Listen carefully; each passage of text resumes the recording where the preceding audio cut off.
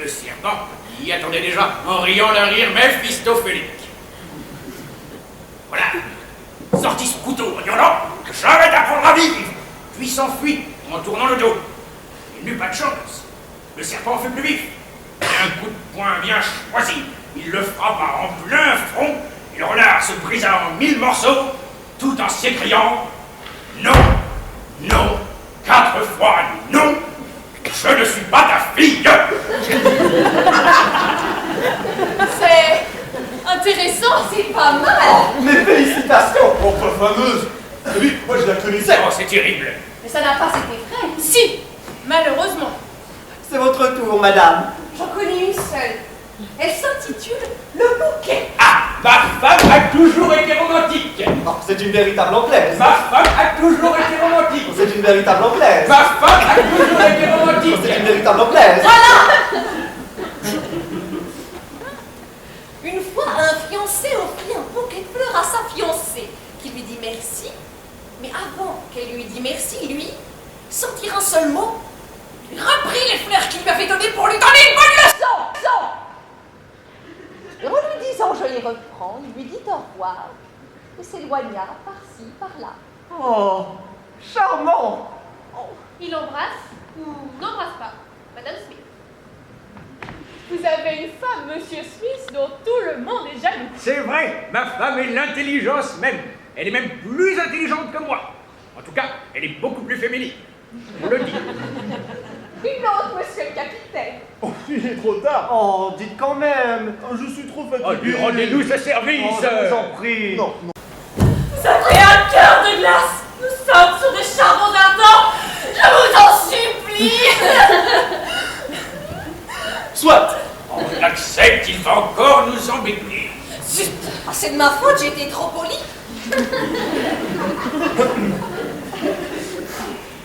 Le rhume. Mon beau-frère avait du côté paternel un cousin germain dont un oncle maternel avait un beau-père dont le grand-père paternel avait épousé en seconde noces une jeune indigène, dont le frère avait rencontré dans un de ses voyages une fille dont il s'était épris et avec laquelle il eut un fils qui se maria avec une pharmacienne intrépide qui n'était autre que la nièce d'un quartier-maître inconnu de la marine britannique et dont le père adoptif avait une tante parlant couramment espagnol et qui était, peut-être, une des petites filles d'un ingénieur mort jeune, petit-fils lui-même d'un propriétaire de vigne, dont on tirait un vin médiocre, mais qui avait un petit cousin, casanier, adjudant, dont le frère avait épousé une bien jolie jeune femme, divorcée, et dont le premier mari était le fils d'un sincère patriote qui avait su élever dans le désir de faire fortune une de ses filles, qui put se marier avec un chasseur qui avait connu Rothschild. Et dont le frère, après avoir changé plusieurs fois de métier, se maria et eut un fils dont le bisaïeul chétif portait des lunettes que lui avait donné un sien cousin, beau-frère d'un portugais, fils naturel d'un meunier pas trop pauvre, dont le frère de lait avait pris pour femme la fille d'un ancien médecin de campagne. Lui-même frère de lait du fils d'un laitier. Lui-même fils naturel d'un autre médecin de campagne, marié 3 fois de suite, et dont la troisième femme... Je l'ai connue, cette troisième femme. Elle mangeait des poulets dans un guépier. C'était pas la même. Je dis. Et dont la troisième femme était la fille de la meilleure sage-femme de la région et qui, veuve de bonheur, Comme ma femme. s'était remariée avec un vitrier plein d'entrain qui avait fait à la fille d'un chef de gare un enfant qui avait su faire son chemin dans la vie Son chemin de fer. et avait épousé une marchande de 9 saisons dont le père avait un frère, maire d'une petite ville, qui avait pris pour femme une institutrice blonde dont le cousin, pêcheur à la ligne, À la ligne morte. s'était marié avec une autre institutrice blonde, nommée elle aussi Marie, et dont le frère s'était marié avec une autre Marie, toujours institutrice blonde, Puisqu'elle était blonde, elle ne pouvait être que Marie. et dont le père avait été élevé au Canada par une vieille femme qui était la nièce d'un curé, dont la grand-mère attrapait, parfois, en hiver, comme tout le monde, un rhume.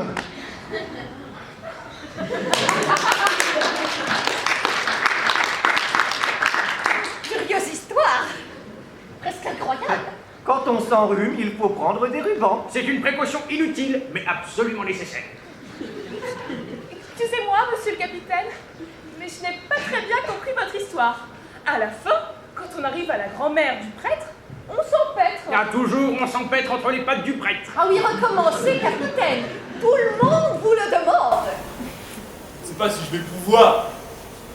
Ça dépend de l'heure qu'il est. Nous n'avons pas l'heure ici. Mais la pendule, Elle marche mal. Elle a l'esprit de contradiction. Elle dit toujours le contraire de l'argile.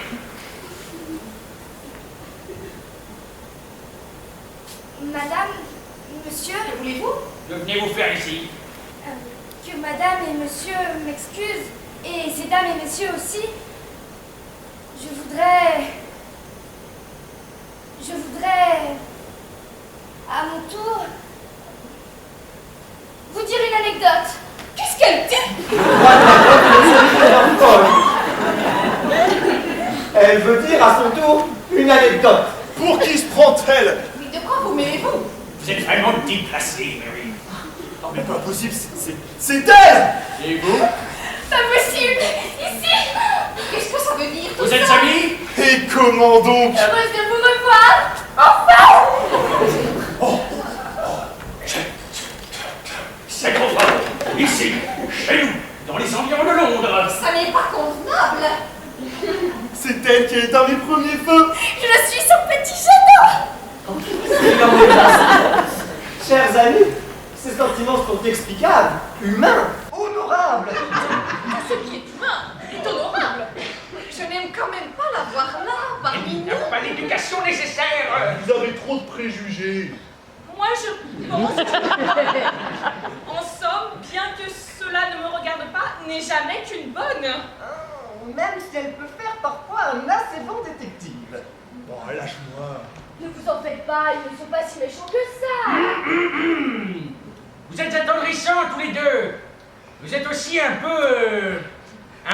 Oui, c'est le mot. Oui, voilà, un peu trop voyant. Il y a une pudeur britannique. Excusez-moi de préciser ma pensée, incomprise des étrangers, grâce à laquelle, si je puis m'exprimer ainsi, Je voulais vous raconter. Ne racontez rien. Ah si! Ma petite Marie allait gentiment à la cuisine et lire vos poèmes devant la classe. non, tiens, sans être une pomme, moi aussi je lis des poèmes devant la glace. Ce matin, quand tu t'es regardé dans la glace, tu ne t'es pas vu. Ah, mais c'est parce que je n'étais pas encore là. Je pourrais peut-être quand même vous réciter un petit poème. Ma petite Marie, vous êtes épouvantablement têtue. C'est entendu alors. Je vais vous réciter un poème. C'est un poème qui s'intitule Le feu. En l'honneur du capitaine. Le feu. Les polycandres brillaient dans les bois. Une pierre prit feu. Le château a pris feu. La forêt prit feu. Les hommes prirent feu. Les femmes prirent feu. Les oiseaux prirent feu. Les poissons prirent feu. L'eau prit feu. Le ciel prit feu. La cendre prit feu. La fumée prit feu. Le feu prit feu. Prit feu. Prit feu. Ça m'a donné froid dans le dos. Il y a pourtant une certaine chaleur dans ces vers. J'ai trouvé ça merveilleux. Tout de même. Vous exagérez. Écoutez, tout ça c'est vrai, c'est très subjectif, mais c'est ma conception du monde, mon rêve, mon idéal. Et ça me rappelle que je dois partir. Puisque vous n'avez pas l'heure, moi dans 3 quarts d'heure et 16 minutes exactement, j'ai un incendie à l'autre bout de la ville. Il faut que je me dépêche. Bien que ce soit pas grand chose. Qu'est-ce que ce sera?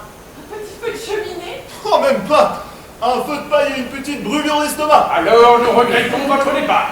Mais vous avez été très amusant. Grâce à vous, nous avons passé un vrai quart d'heure cartésien. Le pompier se dirige vers la sortie, puis s'arrête. À propos.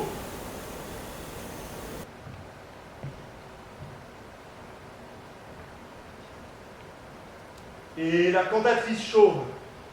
Silence général. Gêne.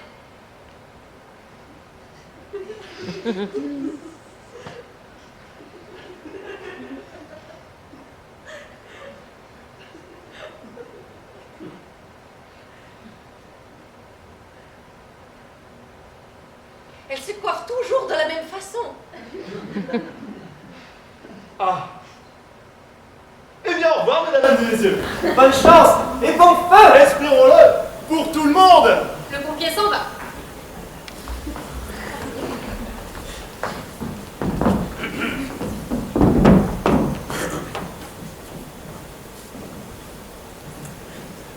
Je peux acheter un couteau de poche pour mon frère, mais vous ne pouvez acheter l'Irlande pour votre votre grand-père. On marche avec les pieds, mais on se réchauffe à l'électricité et au charbon. Celui qui vend aujourd'hui un bœuf, demain aura un œuf. Dans la vie, il faut regarder par la fenêtre. On peut s'asseoir sur la chaise lorsque la chaise n'en a pas. Ah, il faut toujours penser à tout. Bah, le plafond est en haut et le plancher est en bas. Et quand je dis oui, c'est une façon de parler. À chacun. Prenez un cercle, caressez-le, il deviendra vicieux. Le maître d'école apprend à lire aux enfants, mais la chatte. Elle allait ses petits quand ils sont petits. Cependant, que la vache nous donne ce que... Quand je suis à la campagne, j'aime le calme et la solitude. Mais vous n'êtes pas encore assez vieux pour cela. Oh, Benjamin Franklin avait raison. Vous êtes beaucoup moins tranquille que lui. Quels sont les 7 jours de la semaine? Monday, Tuesday, Wednesday, Thursday, Friday, Saturday, Sunday. Edward is a clerk. His sister Nancy is a typist, and his brother William a publicist. Aucun drôle de famille. J'aime mieux une oiseau dans un champ qu'une chaussette dans une brouette. Ah, plutôt un filet dans un chalet que du lait dans un palais. La maison d'un Anglais est son vrai palais. Mais je ne sais pas assez d'espagnol pour me faire comprendre. Je te donnerai les pantoufles de ma belle-mère si tu me donnes le cercueil de ton mari. Je cherche un prêtre monophysique pour le marier avec notre bonne. Le pain est un arbre, tandis que le pain est aussi un arbre. Et du chêne naît un chêne. Tous les matins, à l'eau. Oui, mon oncle vit à la campagne. Mais ça ne regarde pas la sage-femme. Le papier, c'est pour écrire. Le chat, c'est pour le rat. Et le fromage, c'est pour griffer. L'automobile va très vite. Et la cuisinière prépare mieux les plats. Ne soyez pas dingue, embrassez plutôt le conspirateur. Charity begins at home. J'attends que l'artuc vienne me voir à mon moulin. On peut prouver que le progrès social est bien meilleur avec du sucre. Avanciage! À la suite de cette dernière réplique de Monsieur Smith, les autres se taisent un instant, stupéfaits. Les coups que sonne la pendule sont plus nerveux aussi. On ne fait pas briller ces lunettes avec du cirage noir. Oh oui, mais avec de l'argent, on peut acheter tout ce qu'on veut. Ça vient de tuer un appart que de chanter dans le jardin.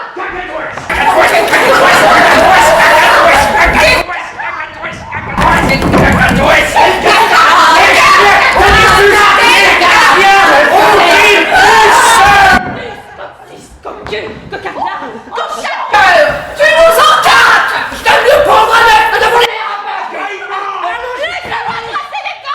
Je m'en vais vivre dans ma gaillard, dans mes cacahuètes! Les souris ont les sourcils, mais les sourcils n'ont pas de souris. Touche pas à ma bouche. La bouche, la bouche. Bouge la douche, touche pas la bouche! Ah, la bouche. Bouche, sacré douche. S'en aille, bouche. Il m'en bouche! Touche ma cartouche! Ne touchez pas. Elle est brisée. Julie. Prud'homme! François! Prud'homme, François. Espèce de gloglouteur!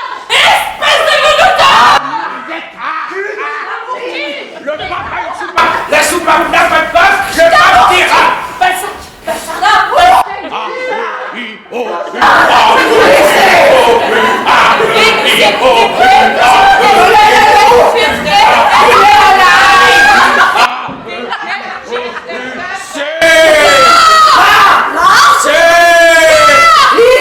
C'est pas par là! C'est pas par là! Les paroles se taisent brusquement. Un long moment de silence anglais. La pendule anglaise sonne 17 coups anglais.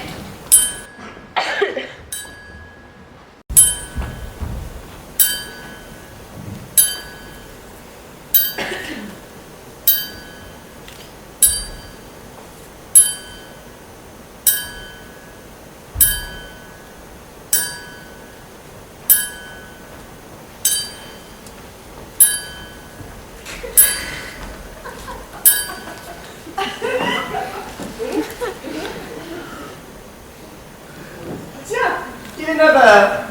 Nous avons mangé de la soupe, du poisson, des pommes de terre au large, de la salade anglaise. Les enfants ont bu de l'eau anglaise. Nous avons bien mangé ce soir. C'est parce que nous habitons dans les environs de Londres et que notre nom est Smith. Monsieur Smith, continuons sa lecture. Fait claquer sa langue. pommes de terre sont très bonnes avec le lard. L'huile de la salade n'était pas rose. L'huile de l'épicier du coin est de bien meilleure qualité que l'huile de l'épicier d'en face. Elle est même meilleure que l'huile de l'épicier du bas de la cour. Mais je ne veux pas dire que leur huile soit mauvaise.